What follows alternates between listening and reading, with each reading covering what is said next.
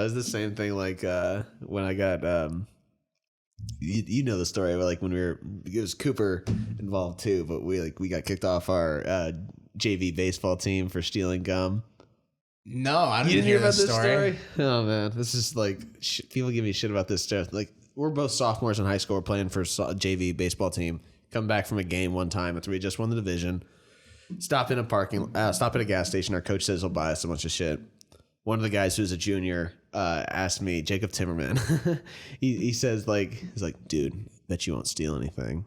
And I'm just like, well, I bet I fucking will. I bet I fucking will. That's always how these things start. Is I bet you won't do this.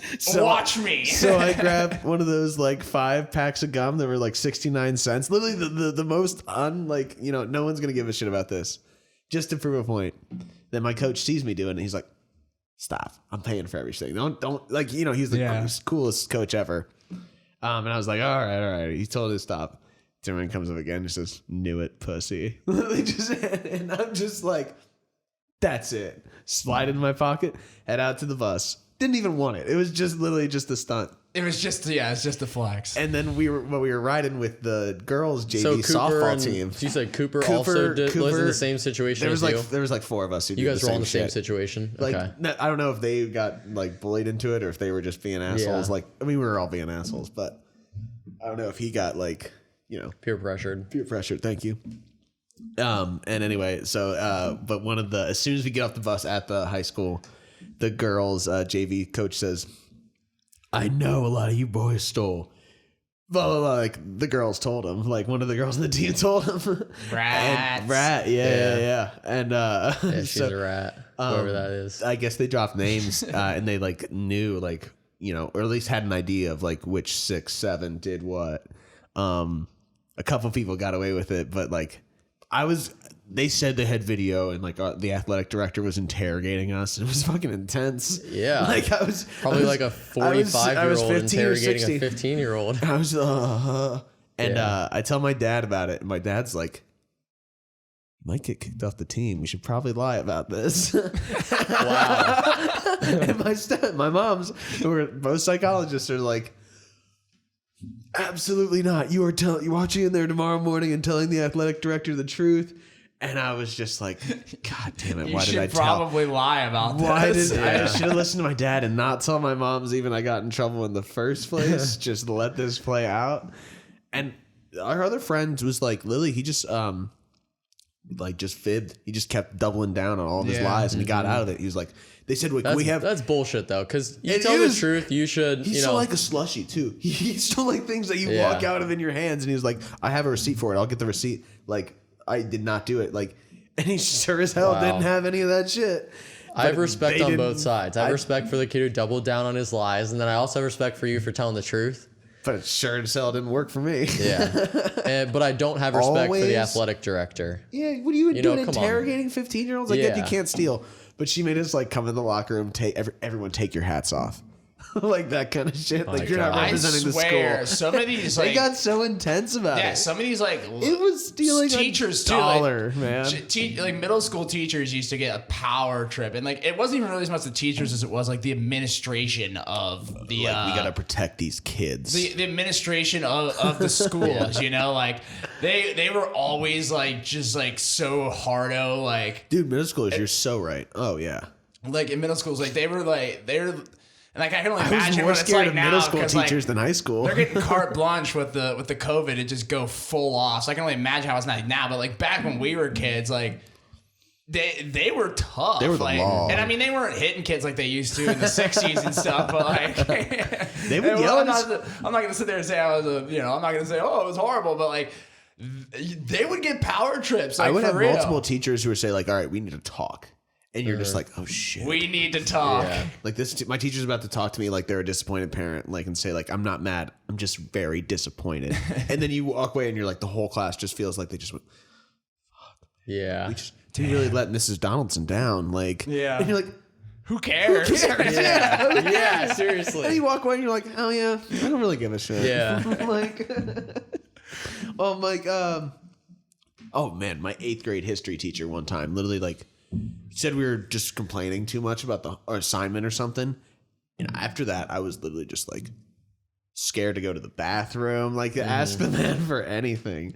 The best were the teachers that just were too old to be there. Yeah, like the teachers that were hanging on their last leg, like it's time to hang it up. Like they're 3 or 4 years past its time to hang it up. They're and, like, tenured to hell. They can do whatever they're the fucking 85 want. years old, tenured to hell. So they just like literally fall asleep. Like we used to have a teacher in 6th grade. She used to literally like she would like be lecturing us like up at the podium, but like Just completely lose her train of thought. completely blind. Like I don't know if she was blind or like she wasn't blind. 'Cause she'd be reading, but like she would literally just sit up there and we could do whatever we want. Like we would throw stuff across the classroom. She wouldn't notice. Like we'd be running around doing like we had like a line of like four desks like across like in like the second row, and we would do what do you call them? Musical chairs. And see who can like not make. We would do like.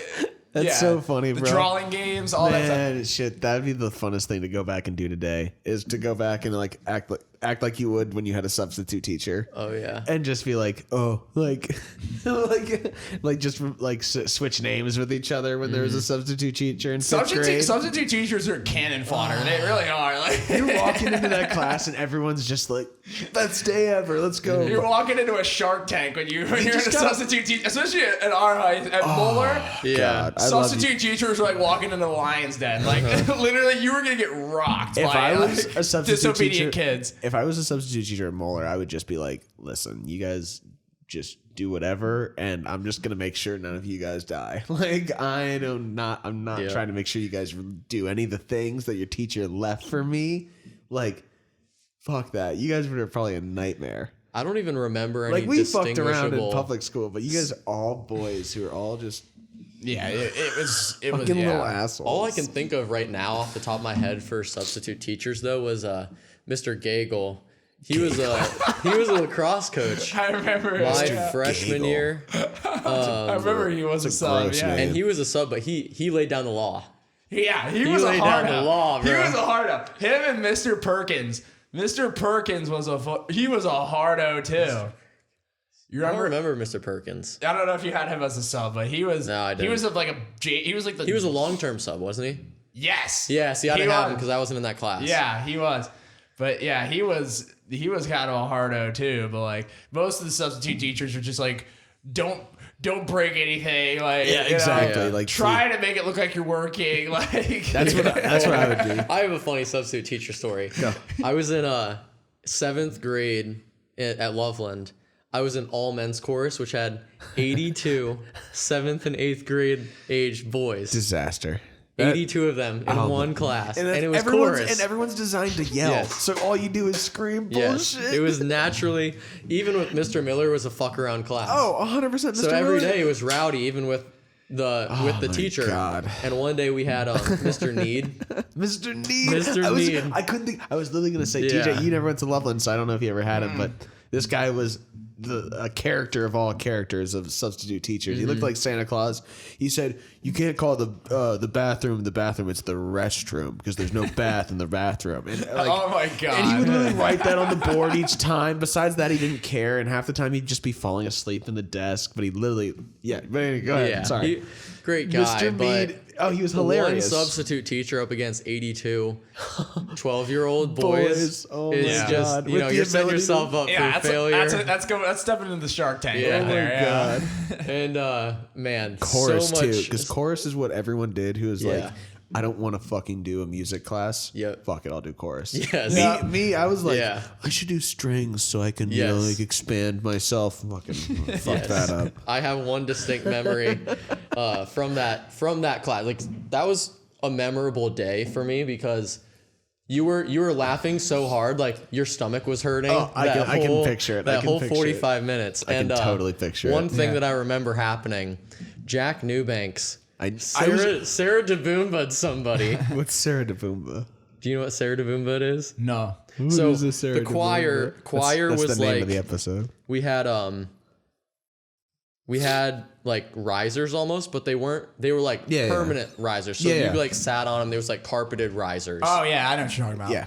So Jack Newbanks, like a monkey, like jumped over a kid And like this kid was sitting down, kind Yeah. of like I am. Sitting Jack down on Eubanks the- like yeah. jumped over. Jack put his feet up on this kid's, like wrapped his feet around this kid's like neck, and then into his bumped his ass? ass to Eubanks's, or That's what bumped that's Eubanks' called? ass to this kid's face. Yeah, it was on ridiculousness. Of course, it's Jack Eubanks. So Eubanks, Sarah DeBoomba, shout out to Jack. I was about to say from it was- that class. It was so funny. I was literally about to say, I was like, I bet Jack Eubanks or Connor Wallace did something in this class. I think they were both in Those it. two I know names, Jack was. I was about to say those two names were menaces in middle school. Yeah.